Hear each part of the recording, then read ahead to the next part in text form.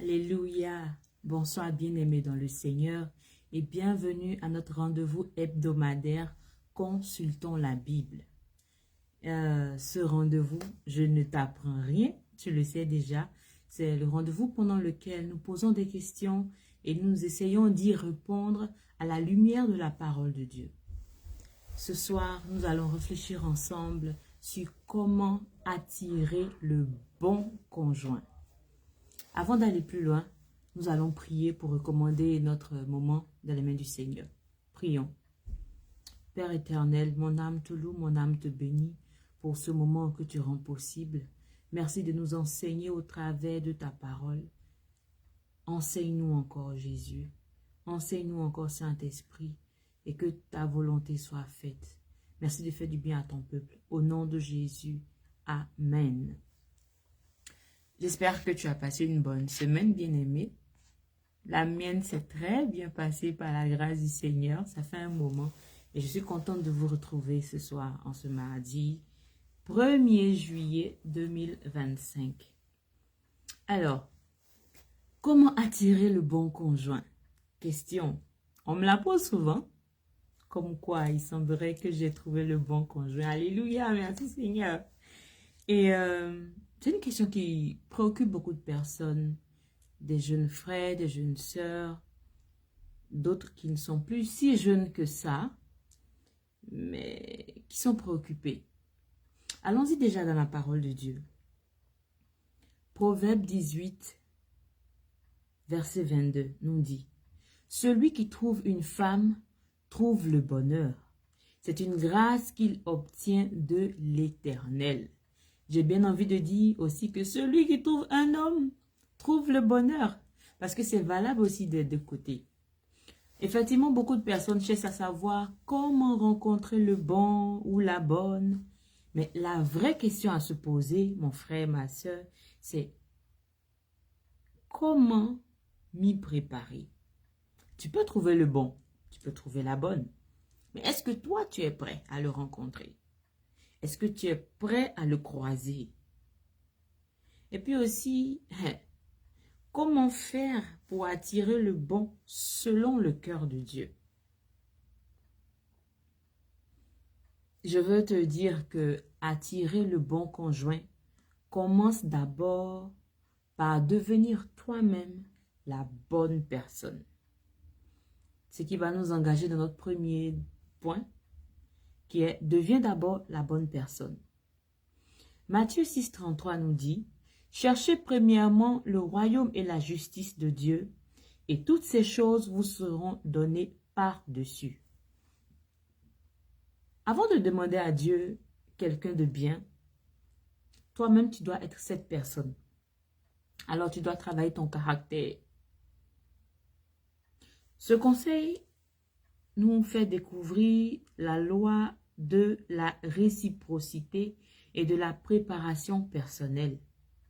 Très souvent dans la prière, nous demandons à Dieu un conjoint fidèle. Seigneur, j'aimerais que mon conjoint soit, ou alors ma conjointe, soit attentionnée, spirituellement mature, patient, aimant, romantique, plein de choses.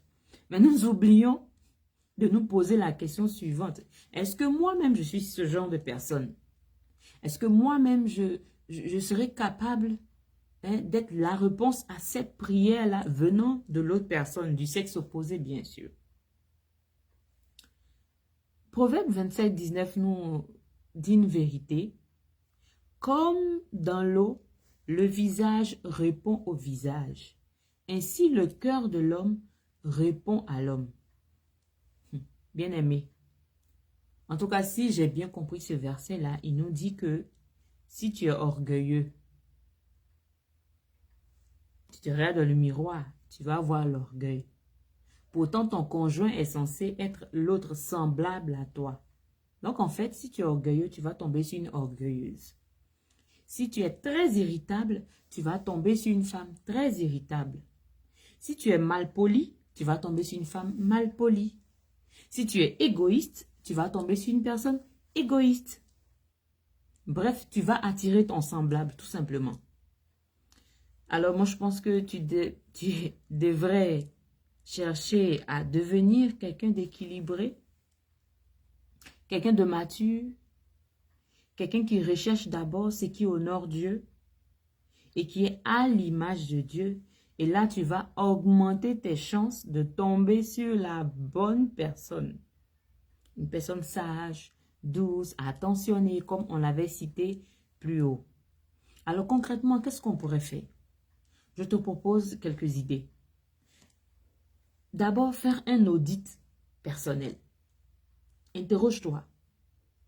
Est-ce que je suis prêt ou alors prête à aimer comme Christ?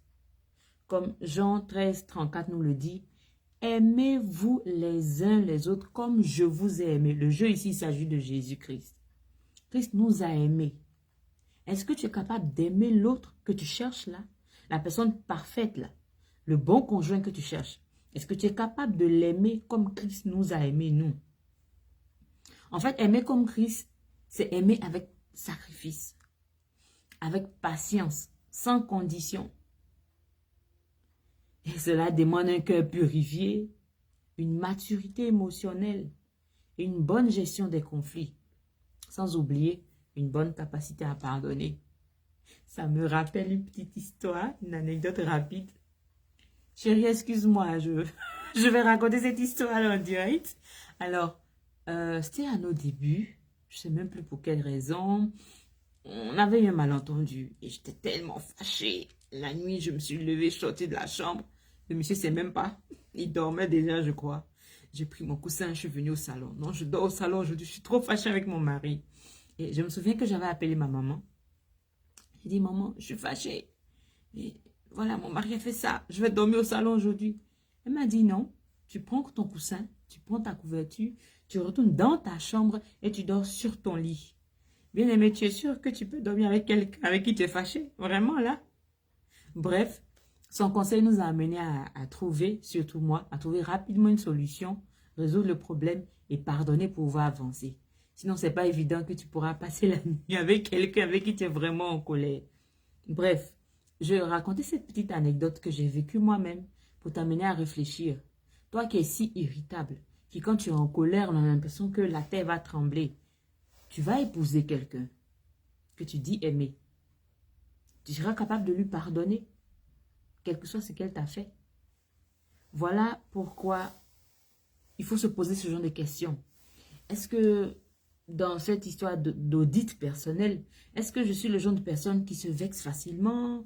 Est-ce qu'on peut plaisanter avec moi? Est-ce que je ne prends pas trop les choses au sérieux? Donc, il y a une conversation un peu compliquée là. Est-ce que j'ai tendance à fuir, à éviter la confrontation? Est-ce que j'ai peur de résoudre les problèmes?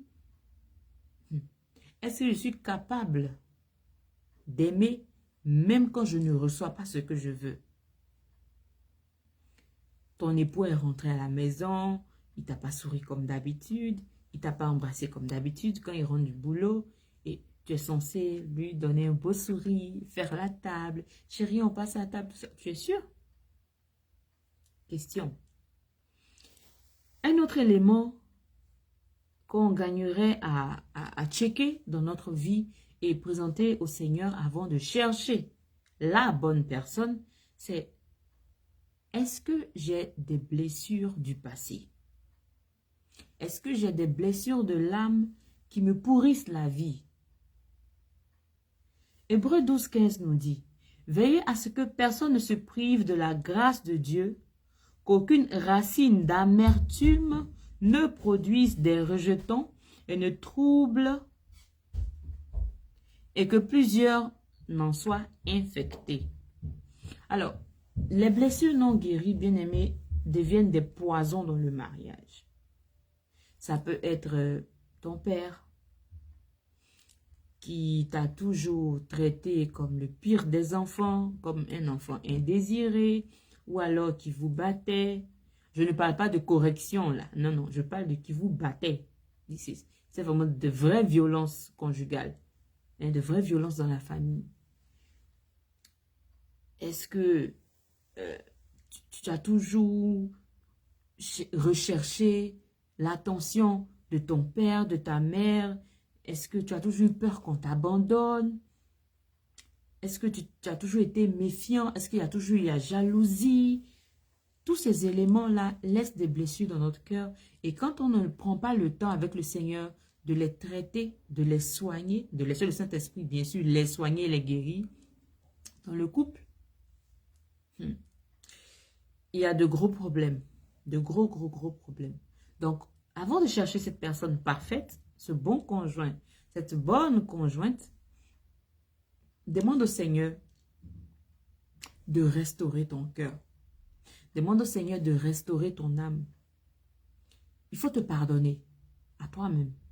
Et puis pardonner à tous ceux-là qui t'ont blessé ou à qui tu en as voulu toute ta vie ou depuis ton enfance, ou bien parce qu'ils n'ont pas répondu au moment où tu t'attendais à eux.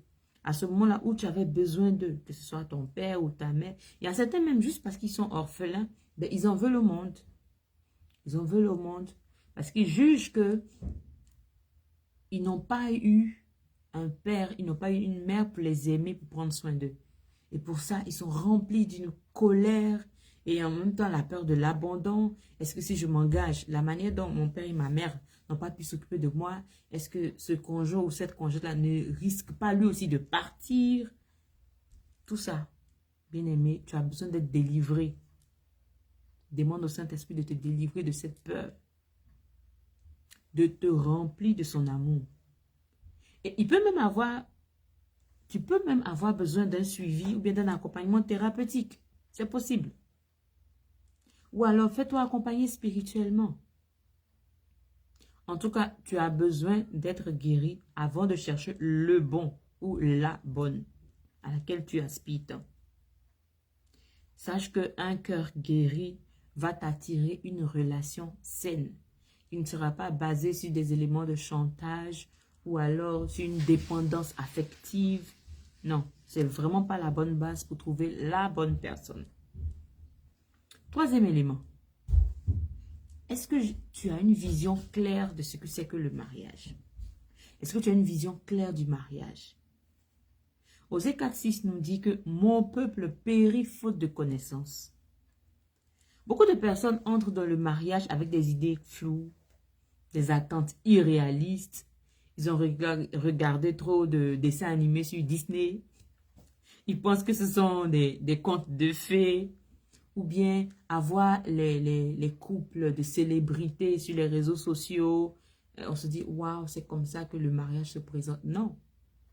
Quand tu vas au studio photo pour faire des photos, tu prends la bonne posture. Tu cherches le meilleur profil. C'est lequel pour moi déjà là? Bon, je sais pas trop. Tu cherches le bon profil pour que la photo que tu vas obtenir donne un excellent reflet de toi. Mais c'est pas la réalité à 100%. La posture que tu adoptes là, c'est pas le meilleur profil forcément, mais c'est une partie de toi. Donc, cherche à avoir, pour ne pas dire il est essentiel, capital, indispensable même, d'avoir la définition ou alors la compréhension biblique du mariage. Mais pour ça, il y a la parole de Dieu. Ok, tu vas me dire, oui, il y a les histoires d'Abraham, d'Isaac et tout ça, mais ce n'est pas suffisant par rapport à nos réalités d'aujourd'hui. Bien aimé, ce n'est pas dans toutes les situations que tu vas prier et puis le Saint-Esprit va te dire, mon enfant, il faut que tu fasses ceci, cela. Il a déjà parlé à certains de ses serviteurs qui sont sur terre, qui sont avec nous, d'autres même qui ne sont plus, mais ils ont laissé des traces, ils ont laissé des écrits, ils ont laissé des messages que tu peux trouver en ligne, que tu peux trouver dans des librairies. Va te documenter. Je disais à un jeune couple candidat au mariage, mais l'homme c'est vraiment un battant, le mec il travaille dur pour s'en sortir dans la vie, vraiment un beau modèle de courage et d'abnégation. Et la sœur également, très brillante dans les études et tout ça. Je leur ai demandé, mais vous avez déjà lu un document qui parle du mariage chrétien? Ils disent non. Vous partez faire quoi là-bas? Il faut te documenter. Il y a plein de livres chrétiens qui instruisent sur le mariage. Tu as la paresse de lire, ben tu as plein de messages de serviteurs de Dieu inspirés qui parlent du mariage, qui parlent des fiançailles. Il faut aller te documenter, s'il te plaît. Parce que certains vont penser que le mariage, c'est un lieu de satisfaction. Non, pas que ça. C'est d'abord un lieu de service. Tu vas rendre service à celui qui est en face de toi. Le conjoint que tu as choisi parmi des dizaines, des milliers, des centaines, tu vas lui rendre service. Au point où le jour où tu es épuisé, tu le vois face à une situation, tu sais qu'il a besoin de ton aide. Il n'est pas capable de le faire. Tu oublies ta fatigue et tu vas faire la chose pour que lui, il soit soulagé. C'est ça le mariage chrétien. C'est ça le bon conjoint que tu dois être. Et plus tu vas faire ça pour lui, lui également pourra le faire pour toi en retour. Le mariage, ce n'est pas un contrat. Bien plus, c'est une alliance. Vous êtes liés à la vie et à la mort, comme on dirait, jusqu'à ce que la mort vous sépare. Vous vous soutenez quoi qu'il en coûte. Sauf si ça va à l'encontre de la parole de Dieu. Le mariage, ce n'est pas qu'une romance. Ça peut être, il y a un petit côté romance, certes, mais c'est d'abord une mission commune. Le Seigneur confie une mission à l'homme. Et toi, l'épouse, tu es chargé de le supporter, de le porter, de l'accompagner, de le booster. Ou vice-versa, pour que vous puissiez accomplir cette mission-là que le Seigneur vous a confiée. Avec ces définitions du mariage que je viens de te demander, commence à te demander, est-ce que tu es vraiment prêt à t'engager sur la longue durée, même dans les tempêtes? Est-ce que tu vois dans le mariage un outil de sanctification? Est-ce que tu es capable de collaborer avec l'autre qui est différent de toi, qui voit différemment, déjà même dans son anatomie qui est différent, encore plus, je veux dire, dans sa façon de penser, de concevoir les choses, capable de faire une équipe de choc pour accomplir les desseins du Seigneur pour vous? Voici les questions que tu dois te poser avant de dire, Seigneur, je veux trouver le bon. Deuxièmement, tu dois investir dans ta croissance spirituelle. Donc, après avoir fait ton checking te concernant toi-même, tu dois chercher à investir dans ta croissance spirituelle, dans ta croissance émotionnelle et aussi dans ta croissance sociale. Beaucoup de personnes prient pour avoir un bon conjoint, mais peu de personnes prennent le temps d'investir en eux-mêmes pour devenir des partenaires de qualité. Or, excusez-moi, comme vous le ferez en tant que parent, Dieu ne confie pas ses fils ou ses filles à la légère à n'importe qui, au premier passant. Non, pas du tout. Il cherche des hommes de qualité. Il cherche des femmes de valeur, mûres, équilibrées et surtout enracinées dans sa parole. Alors avant de penser à trouver quelqu'un, pense à devenir toi-même quelqu'un de stable, de fiable, sur qui on peut s'appuyer spirituellement, émotionnellement et aussi, pourquoi pas, socialement. Ainsi, votre relation sera bâtie sur du sain et du durable. Il faut que tu t'investisses dans ta croissance spirituelle. Comment? Proverbe 31, 30 nous le dit même. La femme qui craint l'Éternel est celle qui sera louée. Donc, la crainte de l'Éternel est la clé de la croissance spirituelle. Le Seigneur veut que tu aies un cœur connecté à lui. Tu n'es pas obligé d'être pasteur, prophète, évangéliste. Tu n'as pas forcément besoin de ça. Même si tu es le fidèle qui s'assoit au fond du temple, qui n'a apparemment aucune activité au sein de l'église, le Seigneur veut que tu aies une croissance spirituelle de qualité avec lui. Et ainsi, tu pourras avoir le bon conjoint. Tu vas développer ton intelligence émotionnelle. Une belle apparence ne suffit pas pour garantir un bon mariage. C'est clair, ça peut être une belle cérémonie de mariage avec de belles photos, puisque les visages seront beaux, mais le contenu, ce n'est pas évident. Ce qui va faire durer votre relation, c'est la capacité à gérer les émotions, les tensions et aussi les désaccords. Est-ce que tu sais gérer les conflits avec respect? Mon frère, quand ta femme sera frustrée, énervée ou alors susceptible, peut-être par rapport à son cycle hormonal, je ne sais pas, je dis n'importe quoi, est-ce que tu vas automatiquement hausser ton petit, ah bon, tu me manques de respect? Tu ne vas pas chercher à analyser. D'habitude, elle ne réagit pas comme ça. On est le combien du mois? Ah, je pense que c'est lié à ça. La prendre calmement et chercher à comprendre. Mais qu'est-ce qui t'arrive? Qu'est-ce qui ne va pas aujourd'hui? Je ne te reconnais pas. Ça, c'est la sagesse. Ma sœur, quand tu auras donné un conseil à ton époux, qu'il n'aura pas forcément écouté, qu'il aura une décision différente, qui va même à l'encontre de ce que tu lui auras conseillé, et que sa tête aura cogné le mur, il aura pris une bonne claque, qu'est-ce que tu vas faire? Ah, je t'avais dit, ah, moi je t'avais dit, oh, quand je te parle, tu ne m'écoutes pas. Non, non, sagesse. Oh, vraiment désolé. J'espérais qu'on puisse mieux s'en sortir. Et lui, maintenant, le Saint-Esprit va faire le travail dans son cœur, dans sa tête, dans son âme, dans son être. Et dorénavant, quand tu donneras le conseil, il va mieux t'écouter. Il va mieux en tenir compte pour prendre ses décisions. C'est ça aussi l'intelligence émotionnelle. Est-ce que quand l'autre te parle, tu écoutes vraiment ou tu réagis trop vite? Désolée, je suis coupable. Souvent, je commets aussi cette erreur. Mais nous continuons d'apprendre avec le Seigneur. Et par la grâce du Saint-Esprit, il nous parfait jour après jour.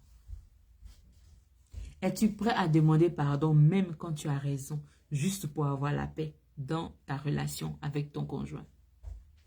Tu en seras capable? Heureux ceux qui procurent la paix, car ils seront appelés fils de Dieu, nous dit Matthieu 5, 9. Alors, si tu veux un partenaire paisible, commence par cultiver la paix en toi. Deviens une personne de paix et non une source de drame ou alors de discorde. Aussi, tu dois être équilibré dans ta vie sociale et pratique. Tu veux être une personne stable financièrement? Tu veux quelqu'un qui a une vision claire des choses, qui est organisé, qui a une hygiène de vie saine? Toi-même, tu es comment? Tu gères bien ton argent? Est-ce que tu respectes tes engagements? Non, je te promets, je t'appelle à 18 h. Ok, demain à 17 h, je passe chez toi. Demain, tu n'es pas parti. Est-ce que tu as appelé? Est-ce que tu as envoyé un message avant qu'il ne soit 18 h pour t'excuser ou bien pour faire savoir à la personne que il se pourrait que tu sois en retard ou je ne sais pas, pour expliquer la situation? Ok, tu ne l'as pas fait.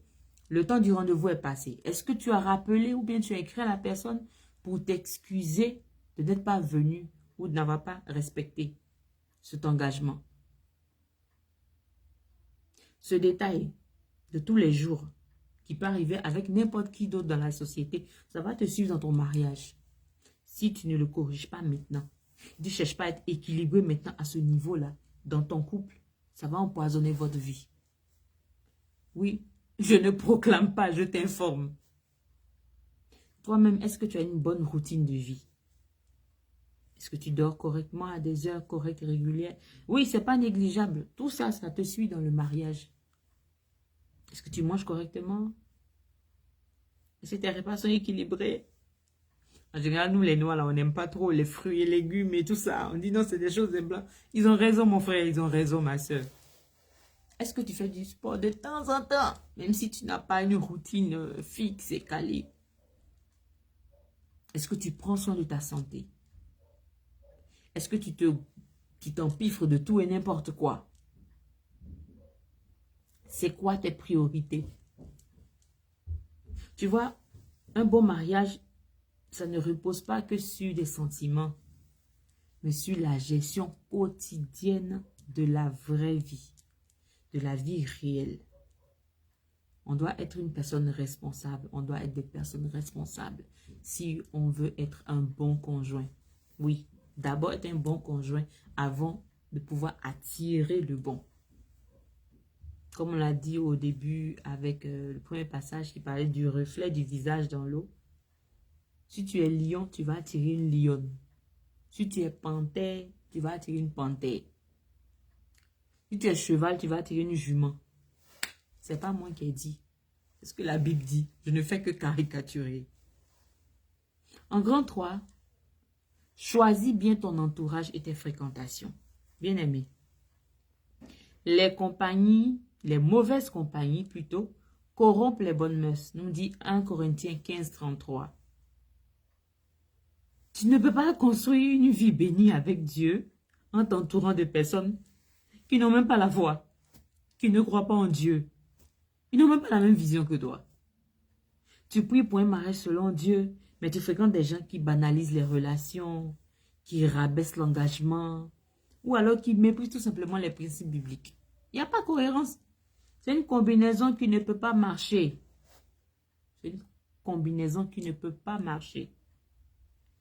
L'environnement dans lequel tu évolues influence directement, ou si tu veux indirectement, ta façon de penser, de choisir et d'aimer. Les bonnes intentions ne sont pas suffisantes. Elles ne peuvent pas suivre dans un mauvais environnement. N'oublie pas que tu attires ce que toi-même tu tolères autour de toi. Non, bon, non, faut pas lui en vouloir, tu vois. Non, ça va aller après. C'est ce que tu vas attirer dans ta maison demain. Alors, intentionnel dans tes relations. Tu ne peux pas espérer un mariage divin en restant dans des cercles sans foi ni valeur. Sans foi ni valeur. Voilà pourquoi moi je veux t'encourager à t'impliquer dans des groupes chrétiens sérieux. Oui. Tu peux rejoindre des activités où les personnes partagent ta vision tout simplement. Des cellules de prière, des conférences chrétiennes, des formations pour célibataires ou tout simplement des retraites spirituelles. Rapproche-toi de personnes qui veulent honorer Dieu, non seulement dans leur prière, mais aussi dans leur choix de vie.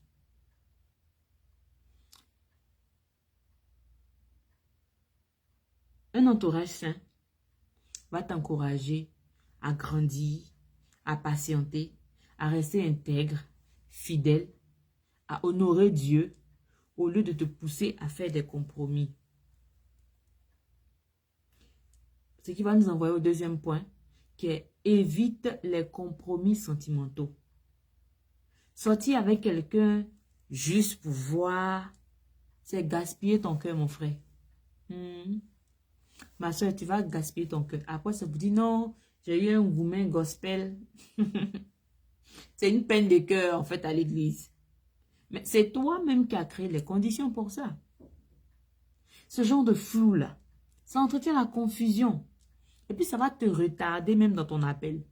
Ça va te retarder sur le chemin qui va t'amener vers le bon ou alors la bonne personne. Sois clair dans tes intentions.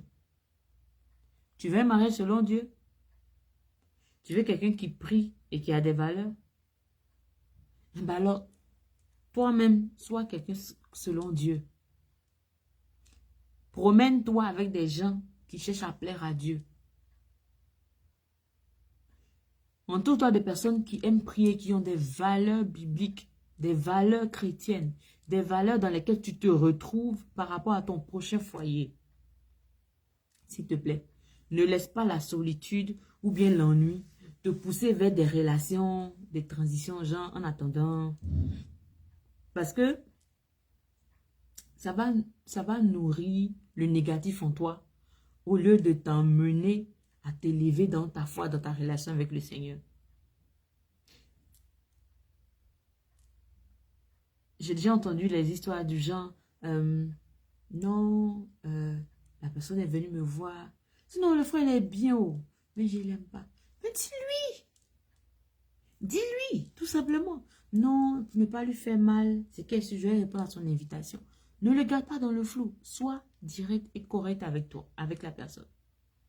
À ce niveau, je veux bénir le nom du Seigneur pour mon époux. Auparavant, j'avais du mal à être du cash avec les gens. Si la personne vient te voir, non, vraiment, ma soeur, tu me plais.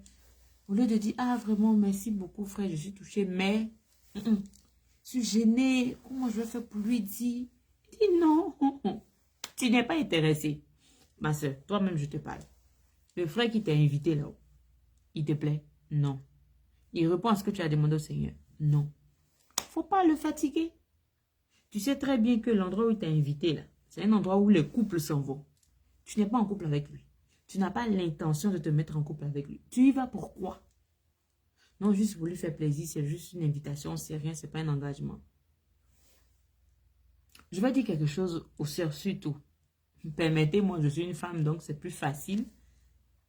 Quand un frère t'approche, ou bien quand un homme t'approche pour te faire des avances, qu'elles soient faites dans le bon cadre ou pas, si tu n'es pas intéressé, ne lui permets pas de t'appeler à des heures tardives, ne lui permets pas de t'écrire ou bien de t'appeler tous les jours, ne lui permets pas de débarquer chez toi n'importe comment, ne lui permets pas de causer avec toi longtemps, de te prendre par la main. C'est pourquoi même, c'est pourquoi. Ça va où? La finalité ne t'intéresse pas. Donc, pourquoi commencer quelque chose que tu ne vas pas terminer? Et souvent, c'est ça qui nous met dans les problèmes. Dès le départ, tu n'es pas partant, place bien les balises, dis-lui la vérité dans la sagesse, l'amour. Je ne te dis pas d'insulter quelqu'un. Non, non, non, non. Mais d'être mal poli, non. Mais que ton comportement soit le reflet de ce que tu as dit de ta bouche à la personne. Non, vraiment, maman, bien la tante, moi, je ne suis pas intéressée, mais bon, il m'a invité demain, je vais partir quand même. Tu vas faire quoi là-bas? Excusez-moi, j'insiste dessus parce que c'est trop récurrent. Et elle répète encore les mêmes erreurs, et après, c'est pour venir pleurer. S'il vous plaît, que la sagesse de Dieu nous oriente et qu'on soit sage dans notre comportement. Surtout quand il s'agit du bon choix, du choix du bon conjoint selon le cœur de Dieu. Et puis, la relation qui va t'éloigner de Dieu. Mon frère, ma soeur, prends tes jambes à ton cou et puis fuis. Fais comme Joseph. Même si c'est chez toi, il faut fuir. Il faut laisser la personne et puis fuir. Ça n'en vaut pas la peine si ça doit t'éloigner du Seigneur. Enfin, entoure-toi de modèles et de mentors. Tu veux un mariage centré sur Christ? Commence par observer ceux qui vivent déjà cela dans ton environnement. Ça peut être dans ton environnement direct, des gens que tu connais, des gens de ton assemblée, ou bien des voisins, ou bien des membres de ta famille élargie, qui ont un couple qui reflète la gloire de Dieu, qui reflète exactement ce que toi tu veux demain. Approche-toi de ces personnes-là. Observe-les très méticuleusement. Remarque comment est-ce qu'ils se saluent, comment est-ce qu'ils se parlent, comment est-ce qu'ils règlent les conflits quand un conflit éclate en public, comment est-ce qu'ils réagissent, comment est-ce qu'ils se vêtissent même.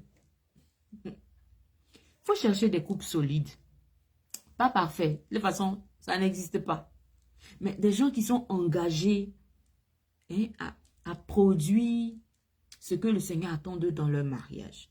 Des gens qui sont transparents, des gens qui sont vrais, qui sont véridiques, qui sont résilients dans leur décision de s'aimer jusqu'au retour de Christ ou alors jusqu'à ce que la mort les sépare. Pose des questions. Apprends de leur histoire. Ah, tonton, tante, dites-moi, comment vous êtes rencontrés même? Bien, tante, si c'est avec un que tu es plus à l'aise par rapport à l'autre, il n'y a pas de problème, tu lui demandes. Il va te partager son histoire. Quelles ont été ses difficultés avant, pendant, après le mariage? Quels conseils il peut te donner en tant que jeune aujourd'hui? Apprends de leur histoire. Le Seigneur peut avoir une clé dans cette histoire-là pour toi, pour que tu fasses le bon choix. Mais avant tout, pour que tu sois le bon choix aussi de quelqu'un. Trouve un mentor spirituel si tu veux. Ou bien un couple modèle, comme on l'a dit au départ, qui t'accompagne dans ta préparation. J'ai vu des jeunes gens qui, au début de leur relation, ou bien dès qu'ils ont des sentiments pour un frère ou une soeur, automatiquement se rapprochent de certains aînés dans la foi, déjà mariés, j'insiste. C'est mieux pour prendre conseil. C'est bien. Ça peut marcher. C'est mieux même, j'ai envie de dire, parce qu'il y a des choses qui vont se passer, que tu vas l'expliquer, où il va anticiper la situation qui arrive devant. Parce qu'il est déjà passé par là. Parce que le Seigneur lui a déjà donné une expérience de la chose.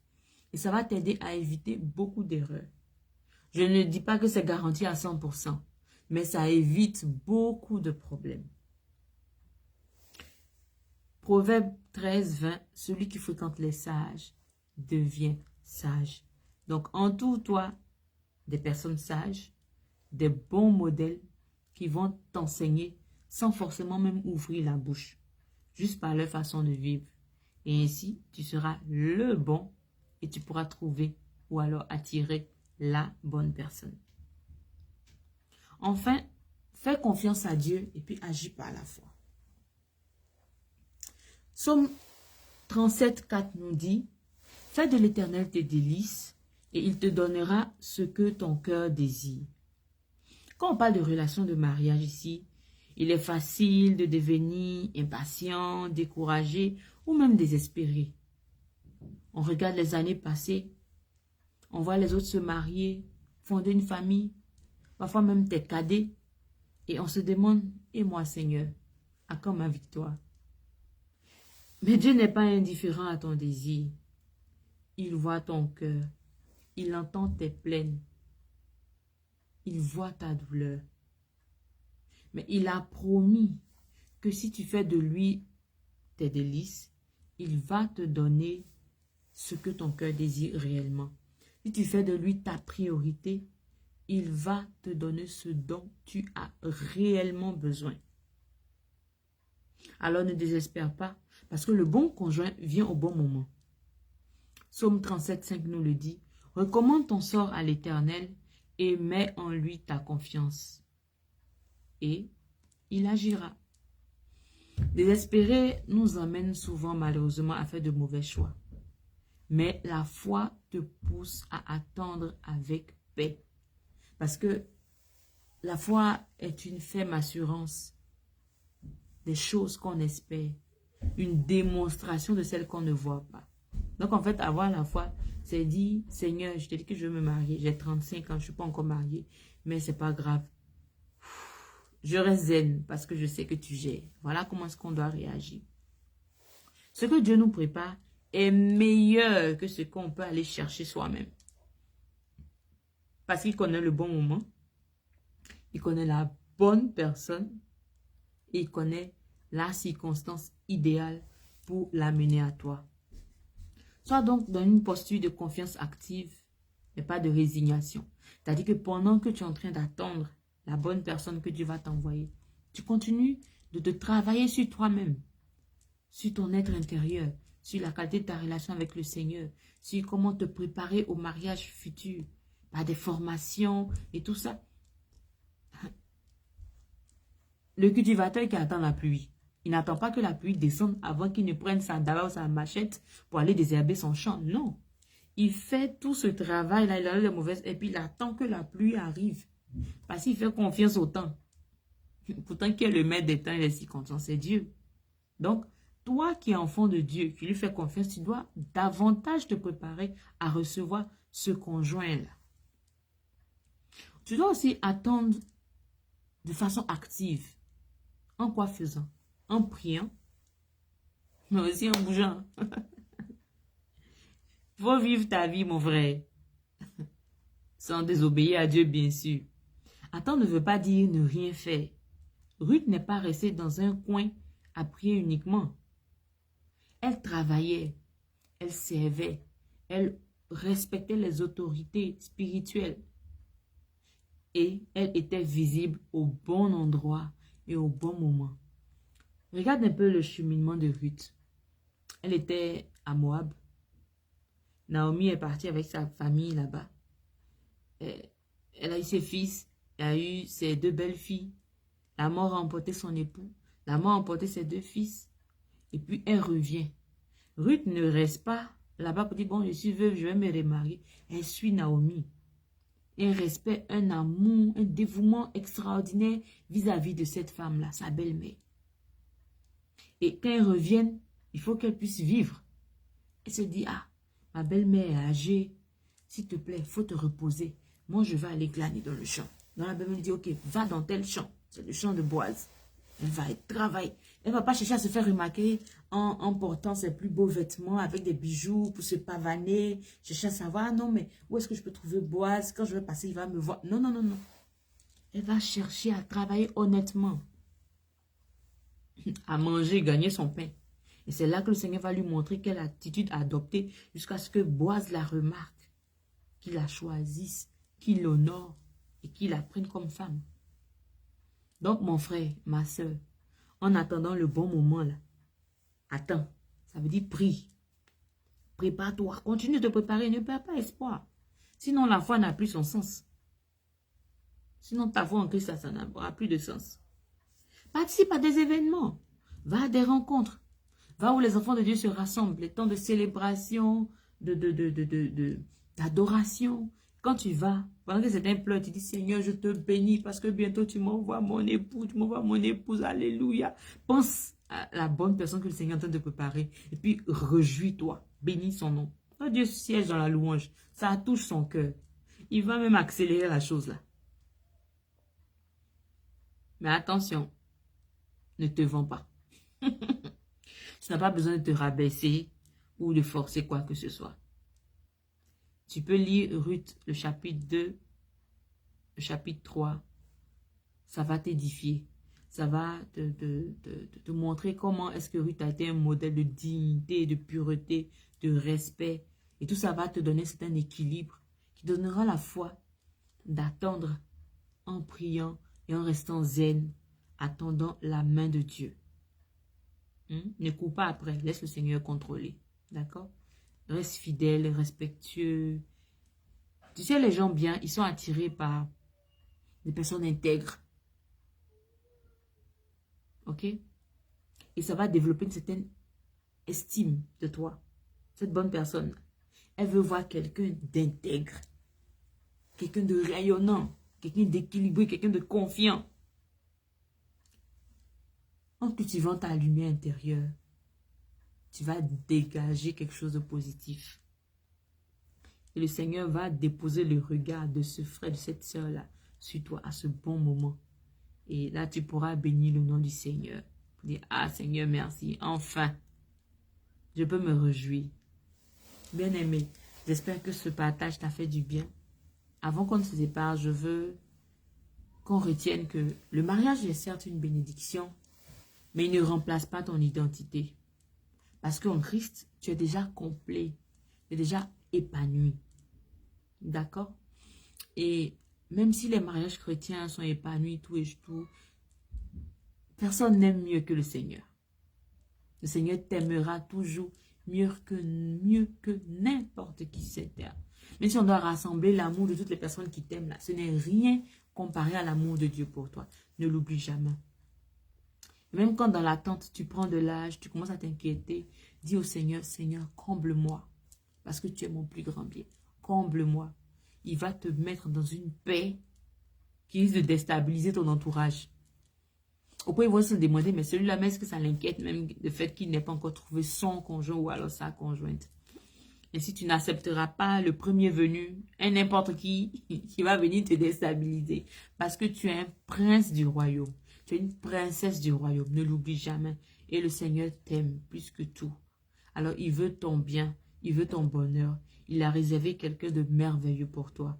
Et n'oublie pas, il fait toutes choses belles en son temps. Comme nous le dit Ecclésiaste, le chapitre 3, le verset 11. Alors, tu vas attirer le bon conjoint. Tu vas attirer la bonne conjointe. Travaille sur toi-même. Aie ton cœur à cœur avec le Seigneur. Laisse-le te façonner, te modeler, te guérir, te restaurer. Choisis les bonnes compagnies. Mets-toi où il y a les enfants de Dieu. Cherche à te développer toi-même. Émotionnellement, spirituellement, socialement. Continue d'étudier si tu en as l'opportunité. Cherche du boulot. Travaille, sois le meilleur travail, le meilleur agent de ton entreprise. Ou alors, en tant qu'entrepreneur, sois la meilleure ou bien le meilleur dans ton domaine. Et puis, tu laisses le Seigneur agir. Comme les Ivoiriens me le disent, il va faire un bim.